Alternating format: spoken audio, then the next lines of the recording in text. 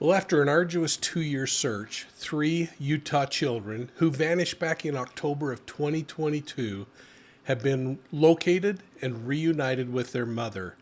The Fredonia, Arizona Police Department announced that the children were discovered living among a group of fundamentalist polygamists, a group whose practices made their recovery next to impossible.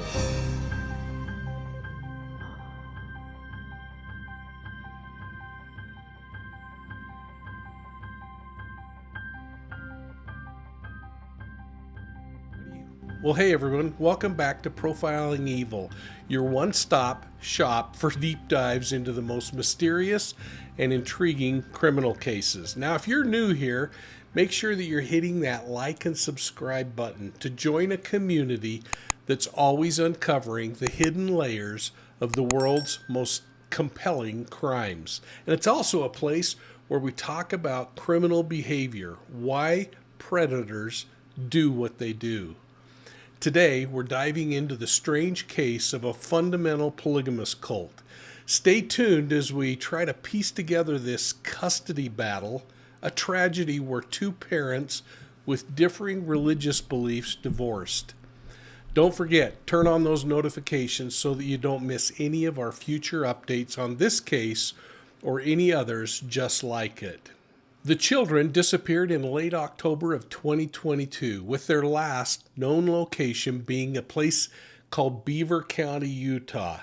Now, according to law enforcement, their disappearance was allegedly orchestrated by their father, who worked with family members and associates tied to the FLDS polygamist group to conceal these children from the rest of the community, including the children's mother.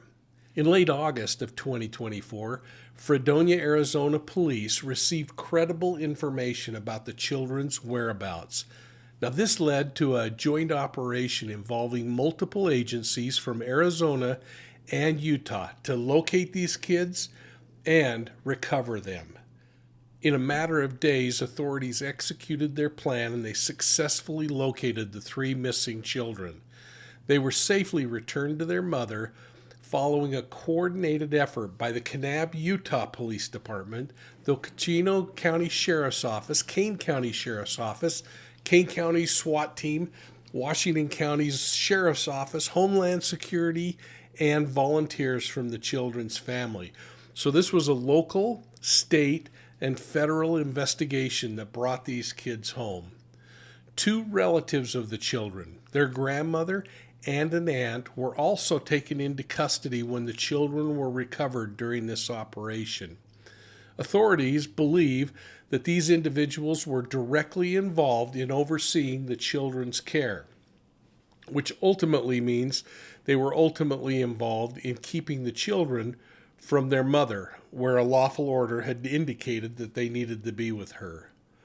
The Fredonia Police Department said they'd like to thank everyone for their assistance, and they read in a press release, quote, "As of today, the children are safe with their mother as this investigation continues," close quote. And to coincide with this great news about the children being recovered, I want to share the body cam video footage from the police officers who were inside of that home when they recovered the kids. Let's watch this. Sheriff's Department! Sheriff's Department! Come here, we gotta open the door. Come on out, guys. Come on. Let's calm down. Don't resist. Calm down, kiddo. Stay going in the door, lock it. Okay. There you go.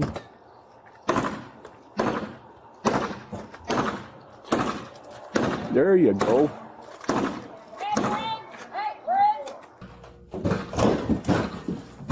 Here we go. Roll 1. Hands up on the floor. On the floor. On the floor. Lie down. On the floor. Show me your hands. Crawl out this way to me. Crawl out this way. Crawl towards me. Who else is in there? Everyone in there. Everyone in there. Let me see your hands. Crawl out towards the sound of my voice. Come on. Keep your hands up where you can see them. Yeah, come on. Yep. Did they leave that room, Kristen? There you go.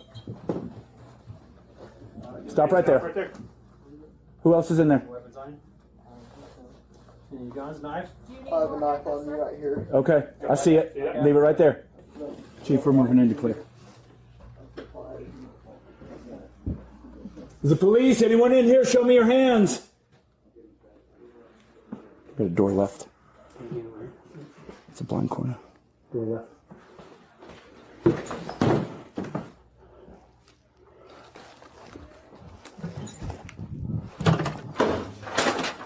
Clear.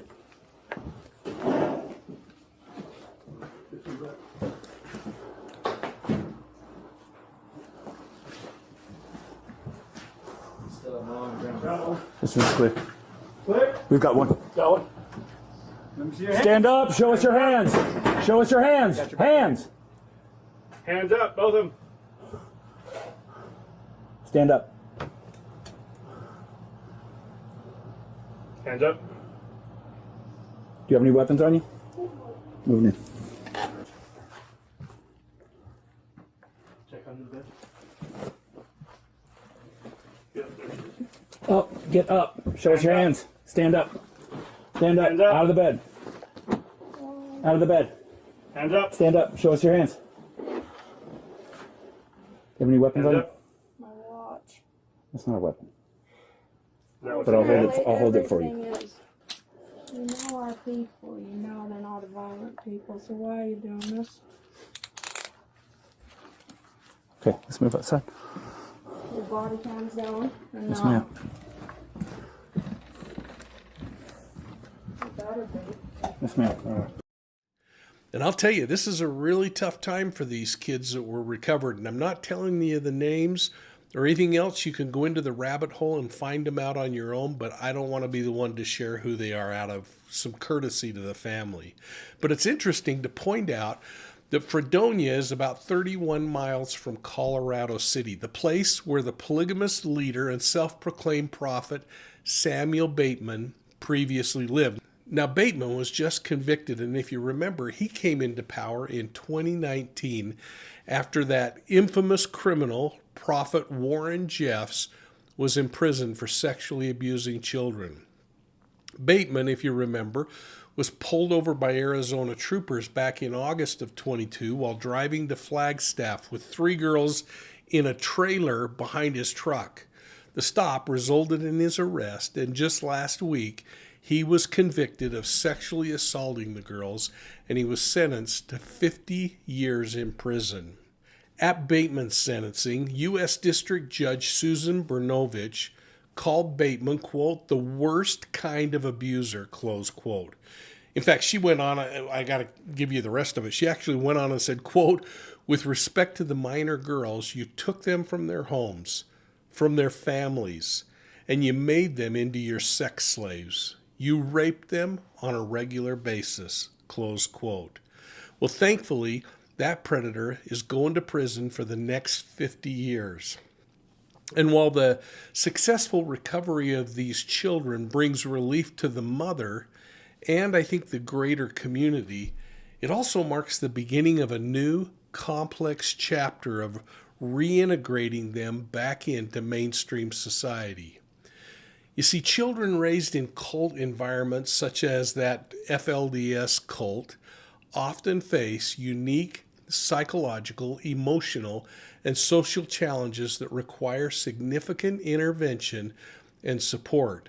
And you can go to my whole series on the FLDS and learn a lot more about that group. But the FLDS, like many insular religious sects, enforces strict ideological doctrines that often include these authoritarian control structures, suppression of individual identity, and limited exposure to the outside world. And that is so important in this particular case, and we'll talk more about it, because children raised in these kinds of environments might have been subjected to indoctrination, fear-based teachings, and a lack of access to education or resources that align with broader societal norms.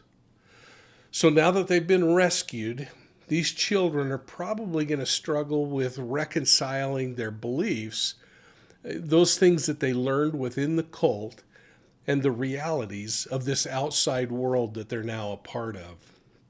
They may have feelings of guilt, confusion, and even loyalty to their former community. And all of this can complicate their ability to adapt to a new life. They're going to need professional counseling to process these experiences they'll go through and build a foundation for healthy development. This is a big, tough task. Reintegrating these kids back into mainstream society can be especially difficult for children who have lived in isolated circumstances. Many children raised in cults receive minimal or no formal education, often leaving them years behind their peers academically. The FLDS in particular is known for prioritizing religious instruction over standardized schooling, which can really hinder a child's literacy, numeracy, and critical thinking skills. Social reintegration can also be really daunting for these kids. Them having grown up in an environment that views the outside world as hostile or sinful, these kids might find it hard to trust others or to feel comfortable in any other social settings. They most likely will lack basic social skills and they'll struggle to relate to their peers, further isolating them from all associated relationships during this period of adjustment. The reunification process with their mother presents another complex layer. While their mother may feel immense relief and joy at having her children back, the children themselves might have conflicting emotions and they might really distrust their mother. Depending on the nature of their upbringing in the FLDS, they may have been taught to distrust or fear outsiders. In fact, most likely they were taught to distrust or fear outsiders, including their mother, who was moved from the group. So building a stable, trusting relationship is going to require time, patience, and the possibility that the involvement of family is going to have therapists involved in this whole thing. To ensure a successful transition, a multifaceted support system is essential. And this support system might include a number of things. I'm going to name, I think, maybe 4. First is therapeutic services. Individual and family therapy to address the trauma is necessary, if not mandatory, in rebuilding trust and fostering emotional healing. Number 2 is educational programs. I mean, these have to be specially tailored to help these children catch up academically and develop the skills necessary for long-term successes. Number 3, they're going to need community integration. They have to have opportunities to build friendships, to join extracurricular activities, and experience some sense of belonging inside this new environment that they're in. And number 4, and I think this is a really important one, is legal protections. Something to safeguard them, to prevent further interference from individuals associated with the FLDS or other harmful influences, which creates some really interesting dynamics because the father still has parental rights to some degree until the court views it otherwise. This case highlights the persistent challenge law enforcement faces when dealing with cult-related disappearances. The secretive or insular nature of the groups like the FLDS make locating and recovering missing children particularly difficult.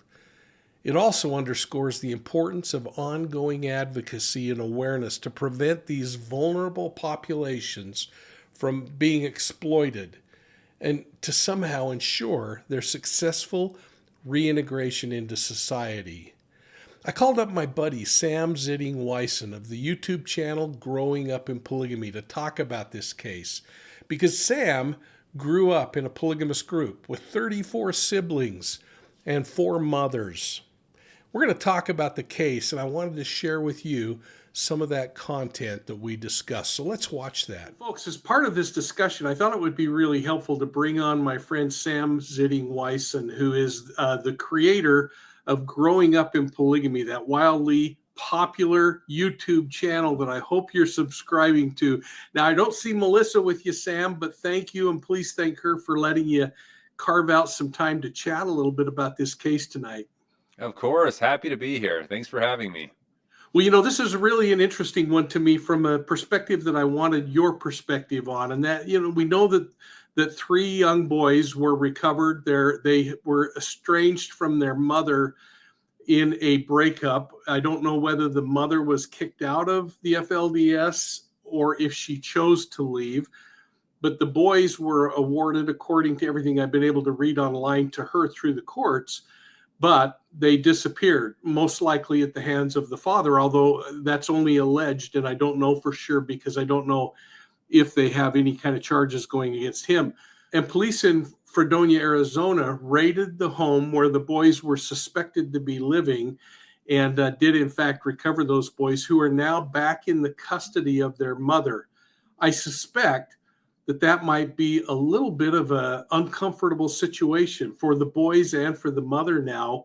Could you kind of help people understand, once this separation occurs in the FLDS, and the religious reasons behind it, how difficult this challenge might be?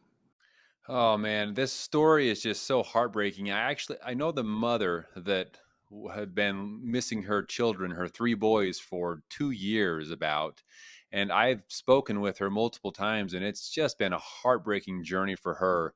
And I have heard this from other accounts as well. And I'm sure it's very similar with her case as well, where once they're reunited, it is a difficult journey for them to get back on this, I guess, place where they can trust each other again and really be able to have a good relationship. Because when they're taken away from their parents because the parent decides, either is kicked out of the community or decides to no longer follow the FLDS teachings, these kids are being taught the entire time that that parent is now working for Satan in some way or another, and that they are doing all of these awful things. So when they're finally reunited, though it is a joyous time to be able to finally be reunited with your parent, it's very difficult for them to get on safe grounds again where they can be, I guess, trusting each other in that way. Would it be safe to say that because the mother represents Babylon or the outside world, that these young boys are being placed in a place that is terrifying for them? I mean, I think back to discussions we had when even the presence of me coming into that FLDS community as a police officer from the outside was incredibly threatening for you and for other boys in the community. Yes. Yeah. Not only are they living with their mother now that is no longer in the church as far as like location wise, but also she is dressing different, right? She's not dressed in the FLDS attire. So she is looking like a worldly person, but trying the best she possibly can to love them. So, yes, it is a very difficult situation that they're in, but those boys are terrified, at least in the beginning, because I saw the footage here when they raided the home and they came in, and the boys are, I mean, I was in a situation similar. Thankfully, my parents were never taken away from me, but I was in the situation where we were taught that the law enforcement and outside people were against the church and that they would try to split us apart if they could.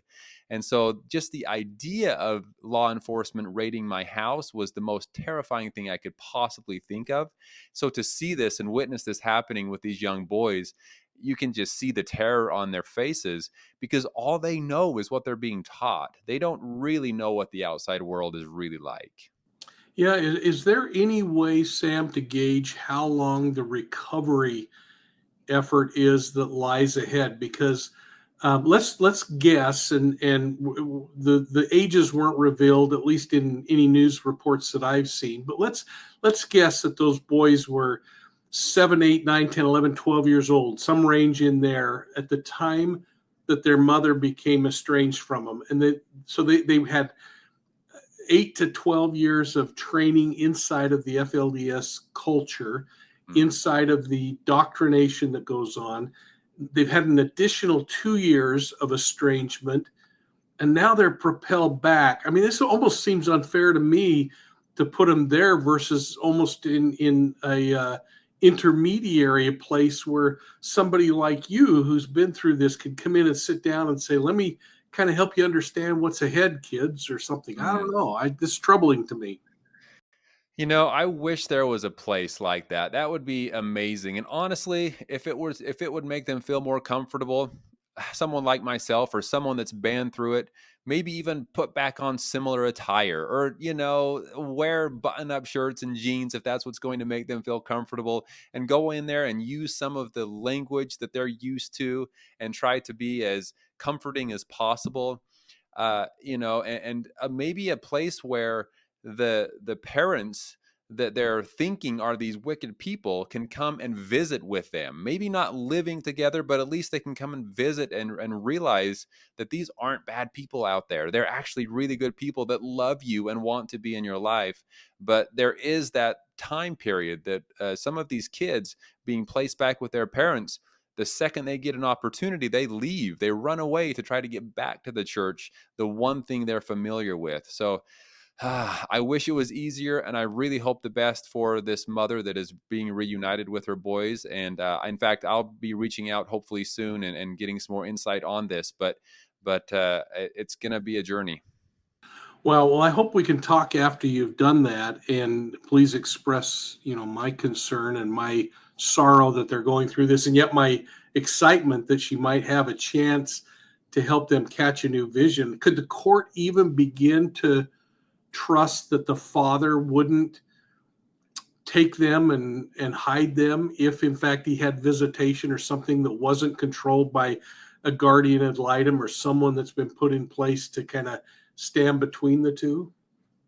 Well, honestly, based on the information I have, the father was involved in this. And I think that as long as that father is still believing in and following the FLDS teachings, any chance he will get, he will try to get those kids back to the church, because ultimately that's what he believes is the only right way to live for him and for his family. It leaves me with just this empty pit in my stomach because I think of during the years that I was investigating cases in the FLDS community and in other communities, closed societies in the state of Utah, that many times when I would hear of abuses or alleged abuses, by the time I got to the community, that person had disappeared off the map. We've charted before the many places that the FLDS outposts have settled and created. How normal is it for them to find a place and move them to Montana or to Canada or Fredonia, Arizona? You can't really keep up with how much they move these kids and women. It seems that there's a new place every time I turn around. It's they create this place, this hiding spot or home, and then it's found out by law enforcement. And next thing you know, there's a new place popping up here and there. And we have people reaching out to us on our YouTube channel and expressing the fear that there are multiple of these places popping up around their neighborhoods, and people across the country and all over the place that are seeing what look like FLDS people popping up in their own neighborhoods. So it seems that they have quite the network of these hiding spots. They've become very, very good at hiding people. It's terrifying. Yeah, that is. Now, we also have seen recently in the news where Samuel Bateman has been convicted, sentenced to 50 years in prison for sexually abusing children, and is gone. I didn't realize that he was, at least at one point, in a stronghold in Fredonia. What do you know about that situation, and would he have been aware of this thing going on? I'm not sure if this is directly related to anything that Samuel Bateman had going on. All I know is that he had gained some respect from some of the FLDS members and forced, or I guess convinced them that he was supposed to be the new prophet and that Warren Jeffs had actually passed away in prison. And so he had this small following of, I think it was a couple hundred people or so. And some of the things he was doing was just, I don't want to say worse than Warren Jeffs, but pretty disturbing to hear some of the things he was doing and forcing people to do. And I do know that he was caught in Arizona and he had things going on there, but none of my family, thankfully, was ever involved in what he had going on. And so that's really as much as I know until more comes out from law enforcement. Yeah, that was a disturbing case to follow. And like you, I found it really disturbing that he somehow had the ability to convince people that Warren Jeffs had died in prison and that this big conspiracy was going on to make it appear like he's still alive and serving time in prison. And people bought off. But that's part of the beauty of owning the censorship that goes on in the FLDS, isn't it? Right. Yes. And it's heartbreaking because so many of these FLDS people have just been so conditioned to follow, and be obedient to someone to the point that they need they need someone to follow and they need someone to obey. And since Warren Jeffs has been out of the picture physically for so many years now, it's become easy for some of these other men to spread these lies, even whether it's to gain authority over people or just to steal money from people, claiming that it's tithing for the church. They've been able to convince these some of these FLDS members that they're doing it for Warren Jeffs, when in reality they're just simply taking advantage of these poor people. That's really something. Sam, I think the final question I have tonight is hopefully a question or a response of hope as you see more and more pieces of evidence come forward that the community has to acknowledge of serious wrongs in the ideology, not a belief of God or anything else, but the ideology and the lifestyle. Is there hope that this thing is going to get better? Is it going to stay the same, or is it going to get worse as it forces them to become again, once more, bonded through their misery rather than being more transparent? Well, I think it's going to get better for some because some are starting to see it for what it is now. And I speak with many of these people that are now deciding, maybe some haven't even left the church yet, but they are getting to the point where their eyes are being opened to the reality of what's going on. And so they're not so extreme and so blindly following anymore. For those, it's getting better. But then there's people like my own mother that are just the most faithful to their belief that you can possibly imagine. And unfortunately, for some of them, it will get worse before it gets better. As these leaders, Warren Jeffs himself and some of his, I guess, his sons and his very close-knit believers, they are just coming up with more and more of these rules and more, I guess, almost crazy ideas of how God wants them to live. And unfortunately, I don't think this is coming to an end anytime soon. I'm sorry to hear that. And, I guess my emotion hopes that at least the loving God that I believe in will be really compassionate about people like your mom who were raised. I've talked before about this idea of generational cult members and convert cult members. And someone like your mother who was spent her entire life, frankly, you and your siblings raised in an ideology, to break away from that is really quite remarkable. Yeah. I hope the best, honestly. And it's one of those that's a little tricky because I'm proud of my mother for being so faithful in what she believes, right? I mean, it's something that she believes 100%. She cries to herself to sleep most nights, probably just with the idea that any of her sons or children, including myself, have stepped away from the one truth that she believes she has found. And so I have to be proud of her for standing up for what she believes, but at the same time, so sad that she's not seeing it for what it really is, because she's always been in the inside. She's never had that chance to be on the outside looking in like I have. Yeah, agreed. Well, to my dear friend Sam Zinning-Wyson, thank you so much, folks. Make sure you go over and check out his channel, Growing Up in Polygamy. Make sure you're subscribing to it, because if you want a deep dive into what it's like to live in that type of community and to escape that kind of a lifestyle and build a life of your own, this is the place to go. Sam, anything cool you're working on now that you want to kind of broadcast about? Well, not at this very moment, but we do have a few things in the works that we are going to be having multiple people on for some interviews coming up and sharing their own stories. We love doing interviews. It's not something we're always working on, but we have lots of those in the works coming up very soon. So stay tuned for some really cool interviews, people sharing their own experiences, not only within the FLDS, but other small closed off communities as well. Well, that's great, folks. Make sure you're checking out Sam and Melissa on Growing Up in Polygamy. And Sam, until we get together again, it's always fun to at least text you during the week and see how you're doing. And thanks so much for your help tonight. Thanks for having me. It's always great to hear from you. As the investigation into this case continues, the children's journey back to normalcy will undoubtedly require considerable effort, compassion, and resources. However, with the right support, these kids can overcome their past and build a bright future. And I hope that you'll take time to enter your comments down below. And please weigh in on the comments made by others. As always, be kind to each other. And let's be constructive as we explore this true crime case together. I want to thank you so much for tuning into Profiling Evil. We truly appreciate your support, and we love having you along for this journey. So don't forget to look for us on Facebook, Instagram, YouTube, and Twitter. And if you like audio podcasts, folks, we've got you covered.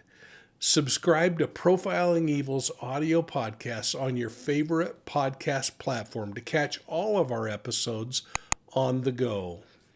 And if you're looking for more content, you can head over to our website at profilingevil.com, where you'll find our informative story maps and our new Missing Persons and Unsolved Murders crowdsourced map, a map that allows people from every corner of the world to share cases from their own community. It's a fascinating new social experience, and we'd love you to be a part of it. So please check it out. And while you're there at our website, profilingevil.com, sign up for our digital newsletter, The Bolo. It stands for Be on the Lookout, and it's packed with exclusive updates. The only way you're going to get the Bolo is by subscribing to it at profilingevil.com. And if you're a fan of true crime books, please check out my books on our website. If you live outside of the U.S., you can get my books through Amazon, anywhere in the world. But you can grab personalized copies of Deceived, an investigative memoir of the Zion Society cult, a book that details my investigation and ultimate takedown of a religious cult, much like what we're talking about today. Or pick up She Knew No Fear, the gripping story of my great-great-grandmother, Jane McKechnie Walton, who was murdered in 1891. In this book, I share how I solved her murder 130 years later, and it gives you a chance to learn a little more about her Scottish heritage, her incredible pioneering journey across the United States, and her role in conquering the Hole in the Rock, a true piece of American history. So thank you for your incredible support of Profiling Evil. We'll see you soon at the next crime scene.